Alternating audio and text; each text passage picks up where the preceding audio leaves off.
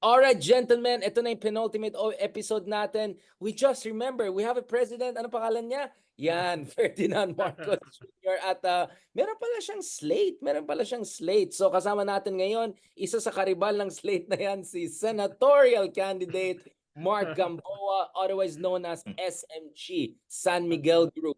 And Huwag mo kalimutan, Richard, huwag mo kalimutan. May nabakanteng slot sa administration slate. yun, kasi si I and me. Ha? Kasi si I and me wants to go on her own. Baka opening yan para kay Mark. No, Mark, make your case. Make your case for that. Tinanong ko si Ping Admin, Lacson no, pwede. kanina. Tinanong ko si Ping Lacson kanina. Sabi ko, Senator Ping, nabawasan kayo ng isang slot. Ano bang planong gawin dyan ng administration? Sabi niya, alam mo naman, independent ako. Hindi ako kasama dyan sa mga decision maker. Kaya ayoko maging presumptuous kung anong gagawin dyan sa vacant slot na yan. Ang sabi ko kasi, yan ba ay pananatiliing bakante? Parang dahil Marcos pa rin yung umalis, kahit umalis, ay ayaw nilang mapasama. So, pwede nilang iwanang bakante yan. In a way, parang guest candidate pa rin. No? Ikalawa, ay dahil in your face yung ginawa ni Amy, no? Sinampal lalo yung kanyang kapatid at yung mga demonyo na pumapaligid sa kanyang kapatid. Baka punuan yan, baka lagyan yan, no? At baka mabuhay uli yung sinasabi ni Trillanes na negotiations niya for Kiko, no? Unless si Mark yung pupuno diyan. Wala nang chance si Kiko. Mark, ito na yung chance. Doc Willie na lang. Doc Willie na lang. Makakatulong kay Doc Willie 'yon. I and me ay wala na sa eksena, so tanong ko to, Mark. Isang tanong ko, Mark. Yes, sir. Bakit si Doc Willie kasi identified kay Isko? Kung merong hindrance para maipasok si Doc Willie, yung link niya kay Isko. Bakit hindi ganoon? Ba't walang amor ang administrasyon kay Isko? I would disagree. I would disagree with that ayun, hanggang doon lang yung kaya ko sabihin. pero I would disagree na walang Thank you very much for that question. Hindi magiging hindrance. Thank you. Thank you. That was Mark naman. Mark, make your case para isama ka na dyan sa slate ni BBM. We're giving you a chance. Ito na, Mark. Time to shine. Na-stress na si Mark. Pinawisan. Wag natin gawin. Huwag mo na ipahamak. Ayan, pinawisan. Talagang nagugas. Huwag mo na ipahamak. Huwag ka na sumama doon sa intragero na Edo Montanas. Sige, ganito, Mark. Kasi, Mark, context lang nung unang lumabas yung pangalan ni Isko sa Senate slate ng admin, yung mga nakausap ko, at ito hindi mga hindi mga house show, ito ay mga kasama doon sa decision makers. Ang sabi na ang kanilang reaction, hindi team player. Hindi ko alam kung ano ibig sabihin ng hindi team player, no? Yun yung Karen. No? That was nung pinag-uusapan pa kung pwede si Isko sa Senate slate. Tapos syempre ngayon, medyo kalaban niya yung lakas NUCD sa Manila, nakadagdag din. Ito na lang, Mark. I'll give you a chance to shine. Okay, ganito na lang. Sabi ni Lacuna, betrayed daw siya kay Isko. Bakit hindi, sa tingin mo? Obviously, sinabi ko bakit hindi. Alam ko yung side mo. Bakit hindi betrayed si Lacuna? Si Hani Lacuna. Kasi sinabi niya, di ba, very openly, na betrayed daw siya ni Isko. I think she used those terms publicly na just... It's a he said, she said. Kumbaga, hindi naman natin malalaman talaga kung ano yung exact words, kung paano sinabi sa kanila, kung paano After naman niyang matalo, nag-retire naman talaga tong si Isko. Umalis lang siya out of retirement. Yun. Ang punto naman niya, yung hiling ng mga Manileño, yung lumalapit sa kanya, and nakikita din naman doon sa mga early surveys, na siya yung gusto talaga ng mga taga Manila to serve sa city. Diba? Pero, ayun, mahirap na mahirap ng ang sinasabi naman din syempre na kung hindi naman magiging mayor si Hani Lacuna kung hindi dahil kay Yorme. If he didn't pave the way for Mayora Hani to during the last election, hindi din siya magiging mayor. So may mga ganung back and forth. Pero ang bottom line dito, yung hindi naman pwedeng yung will of the people dahil lang sa pinagsamahan, dahil lang sa utang na loob, 'di ba? So at the end of the day, let the people choose kung sino yung kung sino yung gusto nilang mag-lead sa Manila. Sir Ronald, is this Mark? Okay, wag natin pahirapan si Senator Mark. Meron pa siya sariling campaign. Ah. Ronald, okay, let's be fair. If the argument is let the people decide at the end of the day, was there a way to do this properly? So siguro this is the reflection of lack of party system, 'di ba? In a legit party system, mga ganitong problema ay ina-address internally. Sabi ng party, I think we think for the next elections, you are better to run. Thank you for your service, but I think honey, maybe you want to sit this back. Ganun ba? Ronald, in a mature democracy, how this case would have been handled? Ibang multi-version yung sinasabi mo. Ibang multi-version no? Ngayon, medyo hindi mangyayari yon, at least not for a generation, no? Kaya halimbawa, magkasama sila dati ng partido at dahil sa nangyari, lumipat ng partido almost overnight. Parang nagpalit lang ng t-shirt. Parang si Ega Erice, nung tinanggap si Trillanes sa Action Demokratiko, siya yung umalis sa Action Demokratiko, lumipat ng Liberal Party. So, ganun ka cynical yung ating party system at yung mga political relationships katulad niyan, no? Kaya yung tanong mo is highly theoretical and hypothetical and multiverse. Realistic. dahil Alternative universe. Yeah. Alternative universe yan. Kaya yun yung kwan. Although, nung nakausap ko si Congressman Chua, ang sabi niya ay, sabi nga ni Mark, he said, she said, sabi niya, wala namang naging pag-uusap. No? Parang sinabihan na lang sila, natatakbo na. Parang ganon. No? Yun ang paliwanag nung ni Congressman Chua na kakampi ni Hani Lacuna, no? Nung nagkita kami sa isang guesting a month ago, no? Sabi ko, kamusta na diyan? Nag-usap na ba? Sabi ko sa kanya. Sabi niya, hindi naman nag-usap at mukhang hindi mag-uusap. Yun ang sabi niya. Ito Mark, si Versosa naman, anong may charity event yun na pina-flex niya lahat ng mga Lamborghini niya at saka yung mga pyramid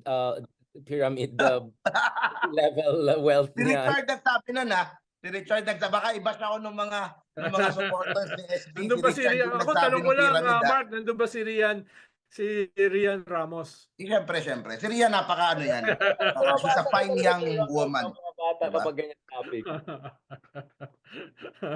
Wala akong pakialam sa Lamborghini. In fairness kay Sam Versosa, magaling siyang gumamit ng social media tsaka sa media coverage. Kung magre-reflect yan sa baba, sa Manila, sa local level, ibang usapan yun. So, tignan natin.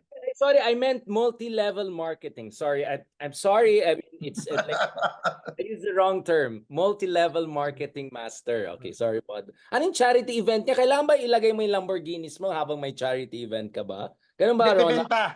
Bebenta yun. Bebenta niya yung mga Lamborghini niya? O pagpagawa daw ng mga healthcare Baray! Ronald, ikaw kung may Lamborghini ka, gagawin mo ba yan, Ronald? Papamigay mo lang para lang mag-raise ng charity. Una, imposibleng magka-Lamborghini ako. Pero kung sa alternative universe ay magkaroon ako ng Lamborghini, ba't pa ako bumili ng Lamborghini kung hindi ko ipagyayabang? No? Ba't ka pa bumili? Kung itatago mo lang, no, di ba? Dapat flaunt your wealth. Dahil sa mga mahihirap, no, hindi automatically negative 'yon. Para sa iba, aspirational. Power. No? Yeah. So hindi siya necessarily negative. Sa atin lang mga ABC na 2% ng botante, concern 'yan, Richard. Lalo na ikaw nasa A ka. Ako nasa bandang border ng C at saka D, no? Basta hindi tayo ka-level ni Senador. Tayo lang may concern diyan. Going back, unfortunately. ako hindi ko gagawin sa Lamborghini yan kasi mahilig ako sa Ferrari. I'm just kidding. Going back to this, si Duque na naman maging topic natin kung Ferrari. Last part. Pag-usapan naman natin ng konting iba. Anton Lagdameo. ay hindi yata kabinet ang tinitignan, Sir Ronald. Mukhang Makati ang tinitignan ngayon. He might end out the reign of the Binies. What do you think about that, Sir Ronald? I Lad- doubt it. I doubt it. Mukhang cabinet ang kanyang. Mukhang nasa shortlist siya doon sa isa. Yung magandang cabinet na mawala. Oo. Dahil may pansya, basta ba kilala ko si Anton. Hindi naman siya ganun ka-sharp, pero hindi rin naman siya ganun kabobo, no? Grabe ka naman. Hard enough to see the lechon. Like, oh, malapit na Oo, tayo. kaya baka mas safe siya dun sa isang kwan dahil dalawa lang sila sa shortlist. Wow, dalawa na lang. Okay, si Echosera mo na lang yung isa. May kwento din ako, Richard, about sa Taguig. Dito ba o next episode na lang? Ano, no? Ito na yan, final Taguig. episode natin kasi kailangan na umalis si Sir Ronald. Oo. Oh. Sige, meron akong update. Kung Kasi mukhang ano mukhang there's a chance na hindi lang there's a chance mukhang matutuloy pa rin talaga yung laban ng Cayetano versus Cayetano. Sa Taguig in a different form. Kasi a few days ago, nagsabi si Lino, si former Mayor Lino Cayetano, na he won't be running for mayor. Tas kahapon ata, nagsalita din siya ulit that he will be running for congressman and will be supporting itong si Mayora Lani. Yon, with the hopes na he is trying to amend bridges doon sa kay Kuya Alan niya. Kasi it seems na yung Kuya Alan niya yung is the one na calling the shots and all na ganun. Pero ang nakakagulat, 'di ba? Instead na i-endorso nitong grupo nila Alan at nila Mayora Lani, itong si Lino, mukhang kumbaga yung kalaban niya, yung tao nila doon, yun ang ilalaban kay Lino, bubuhusan nila at talagang they would go all out doon sa tao nila na ilalaban dito kay Lino. Instead of patrasin na lang yung tao nila and let Lino have the Congress seat, walang gulo. Kumbaga, lahat sa Taguig. Kasi si Lino pinatras na yan Noong 2022, he was supposed to have second term as mayor. Kinausap siya na pinatras na lang, hindi din run. When he wanted to go back as mayor, baka after ng first term ni Lani, pwede siyang bumalik. Sinabihan yata siya ni Alan, hindi, 3 term si Lani. Ngayong ito na, gusto na niya to serve as a congressman.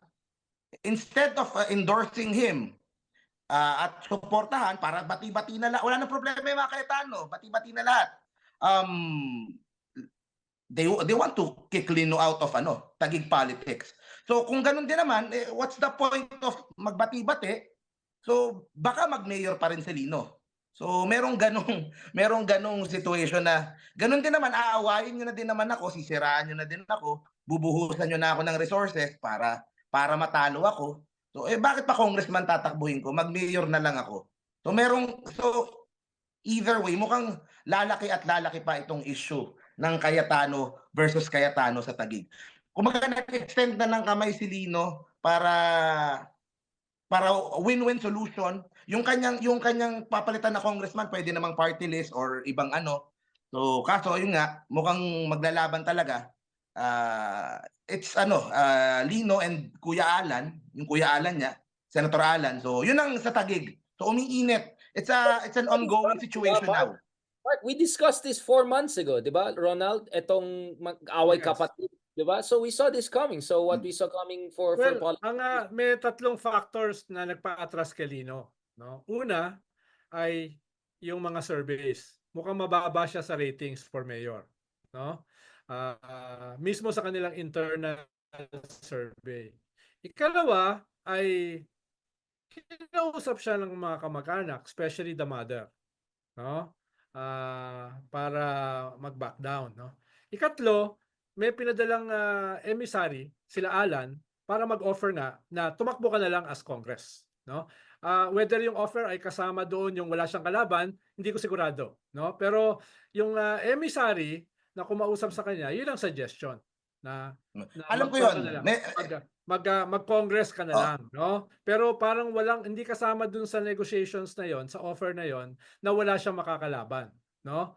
Ngayon, mm, ako, inaasahan ko na bubuhusan yung kalaban niya para to punish him, no? To punish Lino na bakit ka nag-isip na lumaban, no? So at mm, para in the future hindi ka na makahirit. Dahil baka kasi in the future kung siya ay mananalo as congressman, baka later on mag-aspire siya for mayor. Lalo na may mga mm, kasama siya na hindi naman mga pushover. Yung Zamora, yung Binay at yung Tinga. So yun mm, kaya delikadong factor sa Silino. mm. Yun yung at ang registration nila, halimbawa, yung Zamora na kongresista, tapos yung Zamora na tatakbong konsehal, tapos si Lino, etc. Lahat sila ay nag-file as Lakas NUCD. Si Serafica, nalalaban kay Lani, ang kanya Partido Federal. Tapos si Lani, tsaka yung slate niya, nasyonalista. So walang alyansa ng bagong Pilipinas sa Taguig. No? Mm. Yung ruling coalition Ano ko lang, Sir magkakaroon. Ronald, yung meron akong ano dun sa story na yun eh. Yung emisaryo na sinabihan si Lino na tumakbo ka na lang congressman. Tumakbo ka na lang congressman, pero doon sa distrito ni Pami Zamora. Ay, Okay, so hindi yun yan. yung Hindi, alam, na very close kay Lino at yun na nga yung dahilan kung bakit nagkaroon ng gap palalo eh kasi inaaway ng mga kayataan nila Lani itong si Pam. So close si Lino kay Pami. Ang hindi nila nakita kaagad na itong si Lino pala ay nakarehistro na doon sa kabilang distrito. So hindi nila siguro. medyo, So medyo duda ako ron na Mark. Dahil yung emissary, alam niya na 100% hindi lalabanan ni Lino si Zamora, no? 100%. At yung emisaryo ay malapit din sa mga Zamora. Kaya hindi siya magdadala ng ganong klaseng offer. Yun yung alam ko, yun yung alam ko, no? Dahil yung emissary ay 100% alam niya hindi lalabanan ni Lino si Pam, no? Yun yung kwan. Lalo na very close siya kay Ronnie Zamora, no? Very close siya. Parang yung tatayan eh, no? Kaya yun yung isa. At ikalawa, yung emissary mismo ay malapit sa mga Zamora. No? Kaya medyo mahihirapang gumawa ng ganong offer. Nalabanan niya si pero ako naman ang narinig ko, ang offer dun sa kampo ng City Hall, ang labanan niya is si Zamora. Hindi yung kabila. Kasi kung yung kabila, tao ni Alan yun eh. So madaling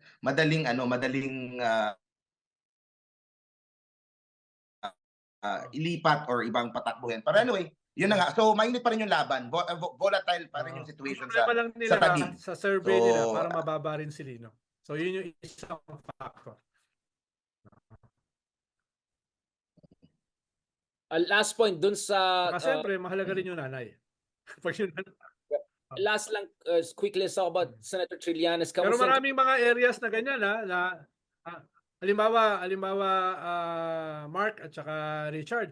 Halimbawa sa Basilan, yung kaibigan natin si Mujib, ang kalaban niya ay yung anak ng kanyang kapatid, no? For governor. At medyo bloody.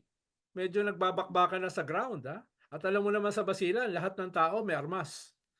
Bata, matanda, lalaki, babae, no? Kristiyano, Muslim, Yakan, no? Yun yung delicate diyan eh. Kaya medyo halimbawa yan ng politika natin, mga magkakamag-anak ang maglalaban sa maraming areas sa Pilipinas. Last point lang kay Senator Trillanes. So ito na yung bakbakan sa Caloocan is official with both sides. Not Trillanes yet, no? Kanina yung Magdalo, and then of course ang mga the Caloocan ruling family has also officially filed their certificate of candidacy. So yung mayor and vice mayor Caloocan both are running for re-election right now. Mark, kamusta yung the situation there in Caloocan? Ayun, so inintay na lang ang pagpa-file ng candidacy ni former Senator Sonny Trillanes at yung kanyang running mate si former Councilor PJ Malonzo. Ayan, yun na lang hinihintay. Talagang bakbakan na. Meron pang mga last minute na baka madagdag sa ganitong konsehal, sa ganitong ano. I think ang nagiging issue sa Caloocan nga, yung isang konsehal na incumbent ni Trillanes ay pinag-iinitan sa City Hall. So yun yung isang medyo mainit na issue dun ngayon. Tapos nag-convention yung side ng mga malapitan the other week. Binabanata na din itong si Trillanes. So mukhang magiging mainit talaga yung ano, yung bakbakan. Si Trillanes naman ginadaan sa sipag. Talagang suyod ng suyod sa lahat ng sulok nung Caloocan. And iba talaga yung laban pag local eh. So, yun, tingnan natin. May latest survey ka, Mark, sa Caloocan? Ah, Meron ba latest survey? Ano yung mga... Kasi yung huli kong na ano, nasa mga ano 33 si Trillanes. Tapos yung kabilang side yata mga basta mga sa 33. Pero nung huli pa yata, tumaas pa ata. So medyo pataas naman yung trend. Ang tanong lang kaya bang ituloy-tuloy na umabot sa point na magtatabla sila? So competitive ito, Mark, kasi yung Competitive. was just a long shot. Mga around that number, nakalimutan ko yung exact number pero mga nasa mga 1/3 ng botante ang kay Trillanes. So mali yung sinasabi ni Egay Erice na less than 15 si Trillanes tapos 80 plus si Malapitan. Baka nung nagsisimula, nung nagsimulang ano si Trillanes, pero kasi nag-declare na, nag-ano na, umiikot na, nagpapakilala na. So, yung huling nakita ko, mga nasa gano'n, nasa 1/3 pataas. Ikaw, Ronald, realistically, how do you think Trillanes could turn this around? I mean, Vico Sota had the Itbulaga effect and he was already councilor there. Kanina pinanood ko yung Malapitan mayor when ang point niya is all due respect to Trillanes. I like that there's competition, but ako yung lumaki dito. Essentially, I know how to run this city, implying or more than implying that Trillanes is really an outsider. Hindi naman talaga siya lumaki dito. He doesn't know how things are gonna run. So, Ronald, if you're Trillanes, what is your strategy? Are you also your national connections? Maybe even Well, si Trillanes, dati lang disruptor yan eh.